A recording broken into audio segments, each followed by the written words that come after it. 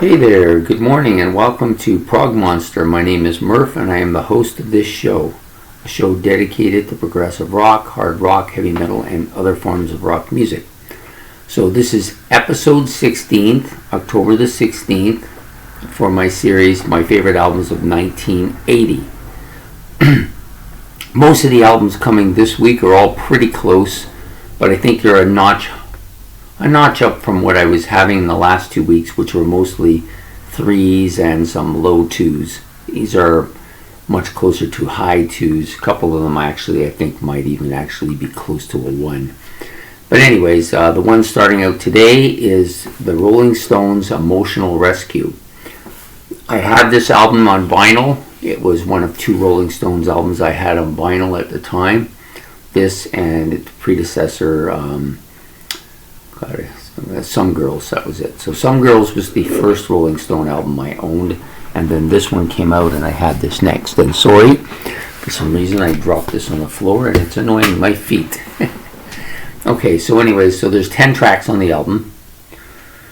Pretty decent. Like I said, I owned it in vinyl. I haven't replaced it in CD, although I was pretty sure I did. But about 10 years ago, when I was moving out of the house I was in to another place, I had all my CDs in storage, and some of the stuff it was piled on top of stuff, and some of it got broken. And there was a couple of CDs I remember being broken. This could have been one of those.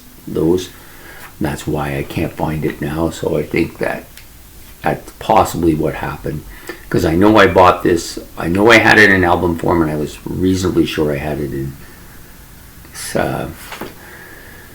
CD as well. So anyways, I'm not going to digress any further. We'll go into the album a bit. With the series, I tend not to do all of the information you get with a look back, and I don't get into the band members too much either. And I do this the same on Ben's album challenge. I just talk about the music. I don't really get into who's on it and what's going on.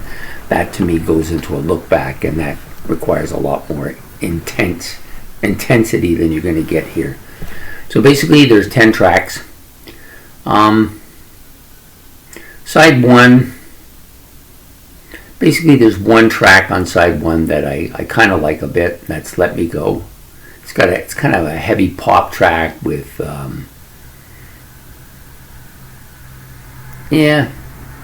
some good sound to it. It's not a great tune. But it's not bad. And a little bit, I like the Indian Girl a little bit on that side too. It's got a bit of an acoustic bluesy sound to it. The other songs sounded to me, some are dominant, and Dance Part 1, pretty unmemorable songs. The only thing I can say is that Send It To Me kind of has that little bit of a reggae guitar sound to it, which I didn't mind. The other tracks, not so much. There's a little bit of a trumpet part on the Dance Part 1, which I don't mind. That was the only song on the album that Ronnie Wood had some writing on. The rest were done by Mick and Keith. Okay, so then the side 2 is, to me, a much better side of an album. Where the Boys Go, it starts out with pretty good heavy pop, catchy riff, kind of interesting sounds to it. It's pretty good, and I think that Mick's voice is pretty Stonesy. This sounds pretty standard Stonesy type music, like that kind of heavy riffing. Down in the Hole, another bluesy track with her harmonic on it. Not one of my favorite tracks on it. The last 3 songs I like. The next 2 I like are my 2 favorites on the album, which is surprising they were the hits.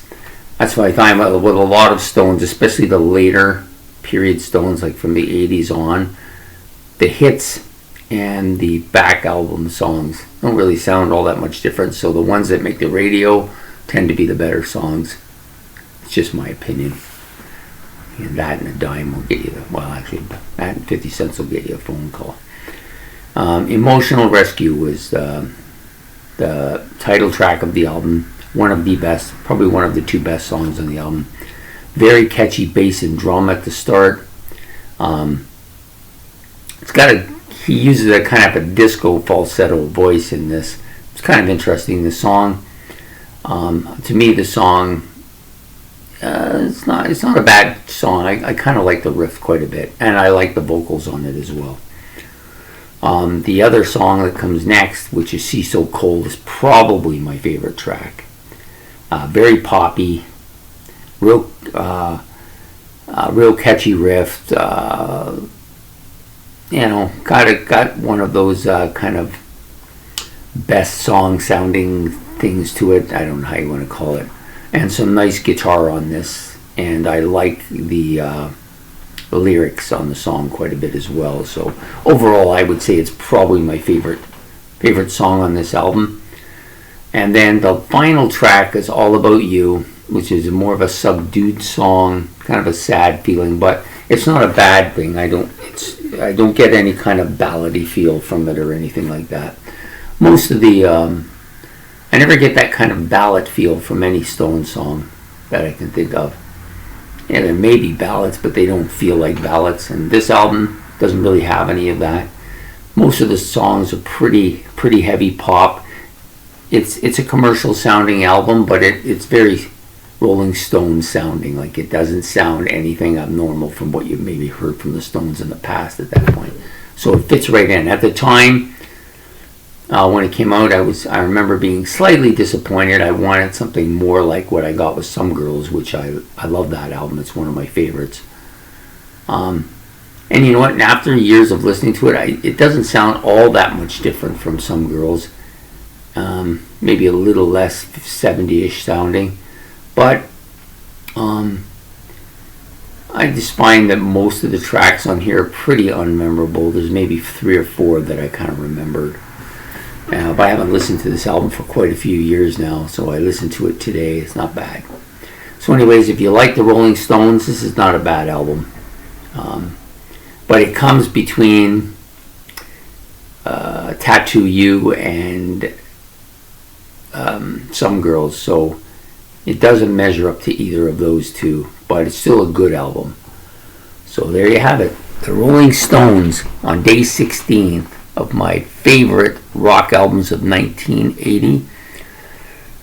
I hope you like this video. Please like and subscribe. It's much appreciated. And we'll be back tomorrow with another one.